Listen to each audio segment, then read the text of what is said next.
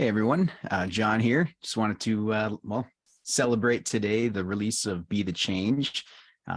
Thank you to those who have listened to it so far, and if you haven't yet, it's available on all streaming platforms. But that's not the main reason for this video right now that I'm making. In fact, what happened was a friend of mine and I came up in conversation today about giving credit where credit's due. And because I'm releasing a new song and I'm starting to tag some people in posts and things like that, I thought what a great opportunity it is for me to just express this and explain it a little bit, because part of that conversation we had was that not everybody talks about this kind of thing. And for musicians and artists, if you're not attending music conferences or virtual conferences online, things like that, you may not hear how important it is to do this kind of a thing. So, well, I've got an album that has my name on it.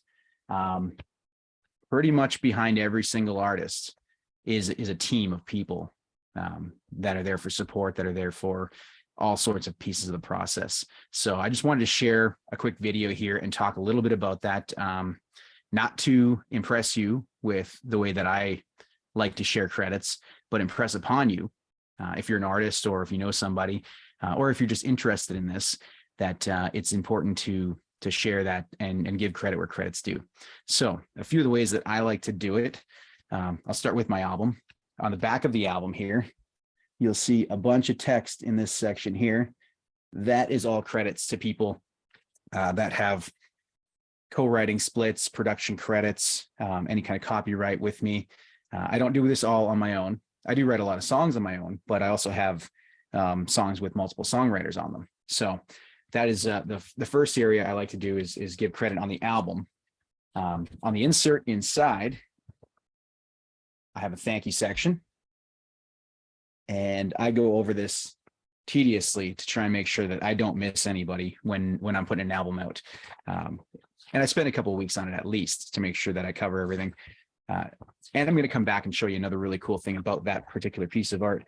But on the inside, something else that I did that I haven't seen too many artists do, but I released all of these songs that are on the album individually as singles first.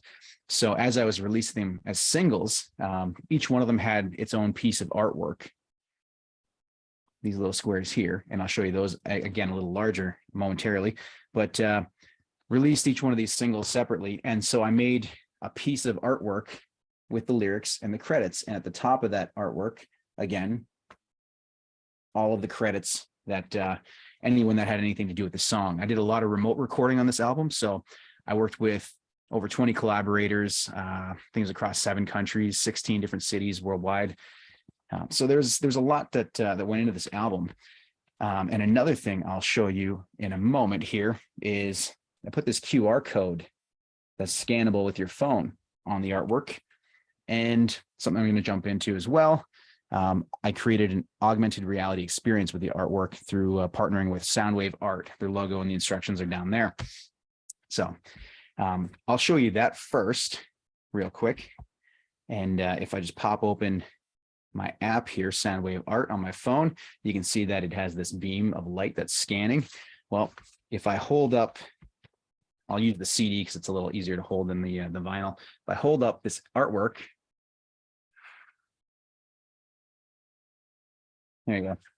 The CD turns into a video.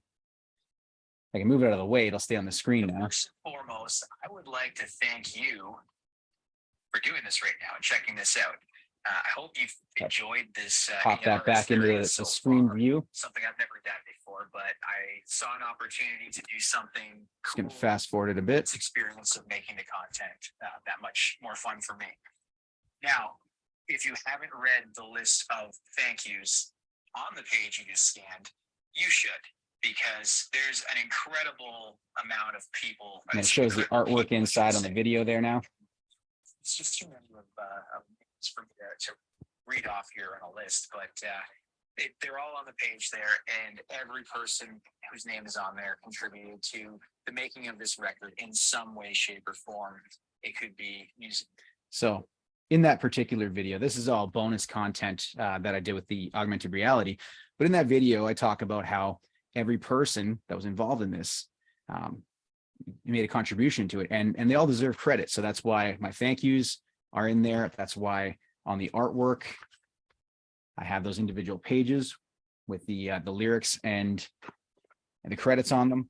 Now, I'm going to share my screen here. And when I was showing you that QR code that's on the back of both the CD and the record, it takes you to a web page. And I'm just going to click this over here. So when you land on this web page, what I designed this for, it gives you some the Soundwave art instructions here as well. But the main purpose of this page was to showcase some of this artwork that was made for each individual song. And it's clickable. You can see when the artwork pops up on the screen there. I even put the credits on some of these pieces of art. It was designed this way intentionally, just for part of a look. But I put the credits of who played on the songs, the production credits on there, who mixed and mastered it. So anything that followed this theme that ended up being the theme of my album, they all have everyone that was involved in the creation of the recording listed right on the song cover art. And then in addition to that, I made those separate pieces of artwork to share. But this particular page was mainly designed because on the album, or in the album artwork, the insert, I couldn't really put all of this into the booklet. It would have been like 30 pages long, and it was just too big. So I put small little icons on the page, and then it was scannable. So you can come to this page and you could at least appreciate the art. Below each piece, I have who designed it, if there was a photo credit deserving. My album cover right here, House Without Walls design, Craig Cernelli did a lot of work for me. The guy's fantastic. And McCormick Photography, Megan McCormick took that photo that's on the cover there, and a few of the, actually, I think all of the professional photos inside the album are from her. So then at the bottom of the page, I also have links to their websites: House Without Walls, McCormick Photography, Gottfried Design, Dan Gottfried, former bandmate of mine from years ago, and also graphic designer. He's done work for me over the years. So it was important to me to create a landing spot where people could at least come and appreciate this art as one thing.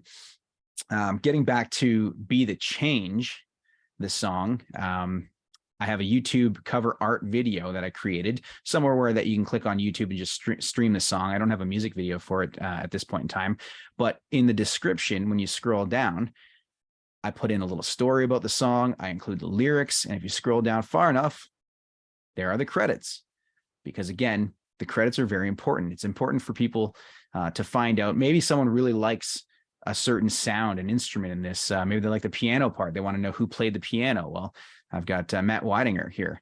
Maybe the guitar is really interesting. I got Nick Maldonado. You know, the guys in my band, Fatty Goshaba, Rick Guerrero.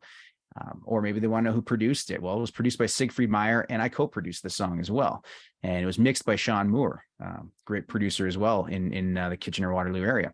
So all of the credits are here, the artwork, and I even hired, if you look here, I found a choir in Nigeria to sing the backing vocals at the end of the song.